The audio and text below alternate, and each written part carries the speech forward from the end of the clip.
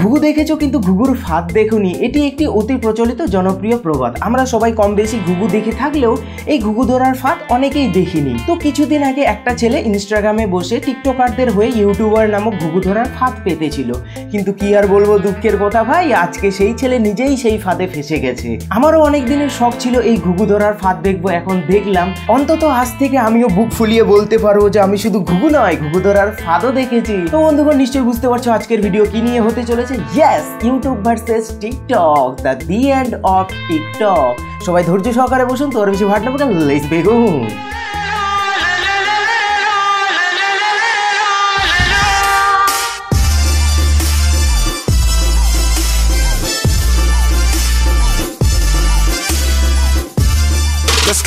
তো এই YouTube versus টিকটকের যুদ্ধ কিভাবে শুরু হলো আর ইতিমধ্যে কি কি হয়ে গেছে তা নিশ্চয়ই তোমাদের আর খুলে বলতে হবে না, সবাই কম বেশি জানো।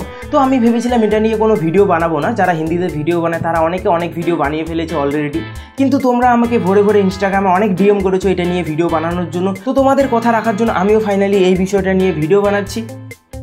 ওকে, নাও কুল ডাউন। আমিও ভিডিও বানাচ্ছি, আমার মতামত জানাচ্ছি। কারণ এই টিকটকাররা এখন যখন সামনাসামনি কথায় না পেরে হিংসার রাস্তায় নেমে ভিডিও ডিলিট করার রাস্তায় নেমে পড়েছে, তাই আমিও ভাবলাম আমারও কিছু বলা উচিত, তাই এই ভিডিওটি বানাচ্ছি।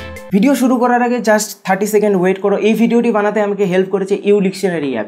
এটি একটি ট্রান্সলেটের অ্যাপ, যেখানে রয়েছে ম্যাজিক ট্রান্সলেট নামে একটি ফিচার্স, যা তোমাদের সেটিংস থেকে অন করে দিতে হবে। তারপর তোমরা যে কোনো মেসেজের উপরে ক্লিক করে সেটা ইংলিশ টু বাংলা বা যে কোনো ল্যাঙ্গুয়েজে ট্রান্সলেট করে নিতে পারবে।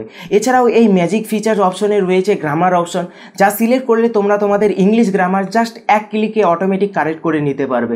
তো এক্ষুনি ডাউনলোড করো U dictionary app, download link in the description box.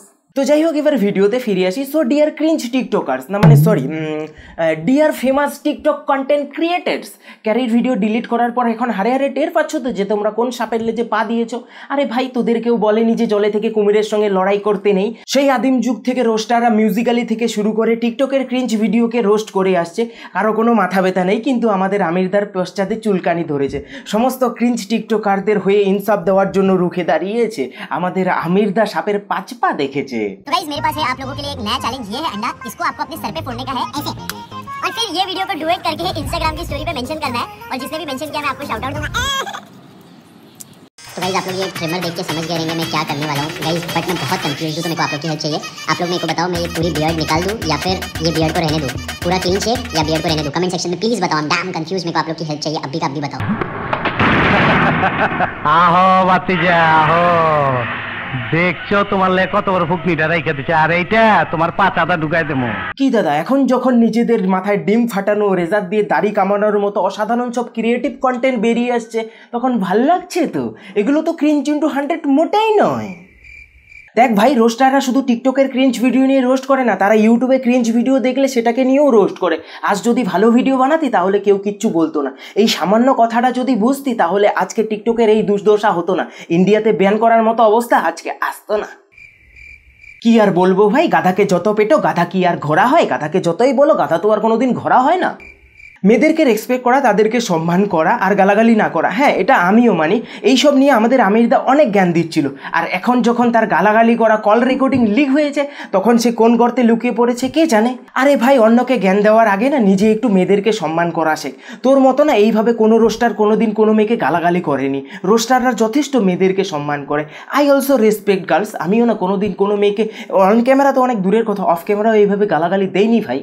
কে যেন একজন বলছিল না যে টিকটকাররা ইউটিউবে এসে আমাদের ইউটিউবারদের সমস্ত মার্কেট খতম করে দেবে। আরে ওই যে নামটা কিছু দিয়ে মনে পড়ছে না, কি যেন আরে ওই যে গরমের মধ্যে জ্যাকেট পরে থাকে, তারপর ওই যে ঘাড়ে একটা হাগুরা গামছা জড়িয়ে থাকে, তারপর ওই যে টুপির নিচ দিয়ে গরুর লেজের মতো চুল বেরিয়ে আসে।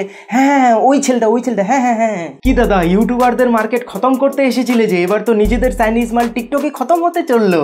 আমাদের মিঠুনদা বলেছেন যে পাবলিকের মার কেওড়াতলা পার। কি দিল তো পাবলিক চাইনিজ মাল টিকটকে 1 স্টার রিভিউ দিয়ে কেওড়াতলা পার করে দিল। তো এবার শান্তি পেয়েছো তো?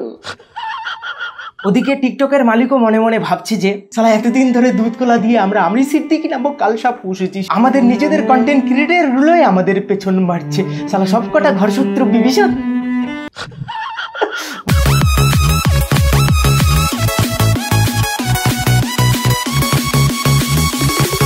ভাবো একবার টিকটকের কথা, আজকাল সবাই উঠে পড়ে লেগেছে টিকটককে ব্যান করার জন্য। হায় রে আমির সিদ্দিকি, তুই এটা কি করে দিলি ভাই? ওই যে পাবজিতে থাকে না কিছু কিছু নোংরা টিমমেট যারা এনিমিকে নেট মারতে গিয়ে নিজেদের টিমমেটদের গায়ের উপরে নেট মেরে দেয়, এখন ঠিক একই অবস্থা আমাদের বেচারা আমির সিদ্দিকীর। ভাবো একবার আমির সিদ্দিকীর কথা।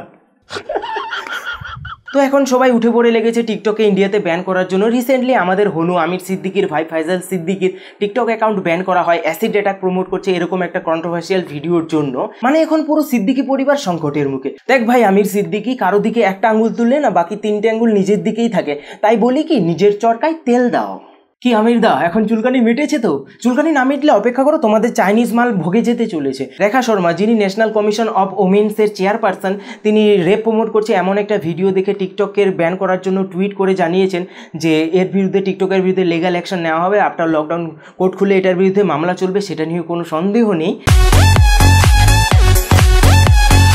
তো যারা টিকটকে ক্রিঞ্চ ভিডিও বানিয়ে অনেক অনেক ফলোয়ার জোগাড় করেছো, নিজেদের বড়সড় টিকটক স্টার ভাবছো, সেই সব দাদা দিদিদের বলছি, তোমরা তোমাদের ব্যাগপত্র গোটাও, নিজেদের রিং লাইট মেকআপ বক্স গোটাতে শুরু করো, তোমাদের সময় ফুরিয়ে আসছে। কথায় বলে, অন্যের জন্য গর্তে খুললে নিজেকেই সেই গর্তে পড়তে হয়। সো ডিয়ার ক্রিঞ্চ টিকটকার্স, ভাও খাওয়াটা বন্ধ করো, ইউটিউবারদের পেছনে কাঠি না করে এখন কিভাবে নিজেদের চাইনিজ মাল টিকটকে বাঁচাবে সেটা নিয়ে ভাবো। না মানে ভাই, আমি একটা কথা কিছুতেই বুঝতে পারছি না যে এই আমির সিদ্দিকী আসলে টিকটকারদের দলে না আমাদের ইউটিউবারদের দলে। সারা টিকটককে ব্যান করার জন্য আমাদের এত হেল্প করছে, আমি পুরাই কনফিউজড ভাই, এখন পুরাই কনফিউজড। মানে কোন দলের আমির সিদ্দিকী, টিকটক নাকি ইউটিউবারদের দলে? বুঝতে পারছি না। কেউ বুঝলে আমাকে একটু কমেন্ট করে জানিয়ে তো। তো এই পুরো ব্যাপারটাতে এলজিবিটি কমিউনিটির অনেকে হার্ট হয়, অনেক রোস্টার টিকটকারদের ছক্কা বলে ডাকে বলে অনেক এলজিবিটির কমিউনিটিকে অনেক অফেন্ড হয়ে যায়, তাদের অনেক খারাপ লাগে। এটা আমিও মনে করি যে এটা ঠিক নয়। আমার যারা ভিউয়ার্স এবং বাকি যারা বাংলা ইউটিউব কমিউনিটির রোস্টার আছে, তাদের আমি একটা কথাই বলবো যে এলজিবিটি কমিউনিটিকে হার্ট করে এমন কোনো ওয়ার্ড তোমরা ইউজ করো না প্লিজ। আর আমার ভিউয়ার্সদের কাছে এটাই তোমাদের রিকোয়েস্ট, প্লিজ তোমরা এটা করো না।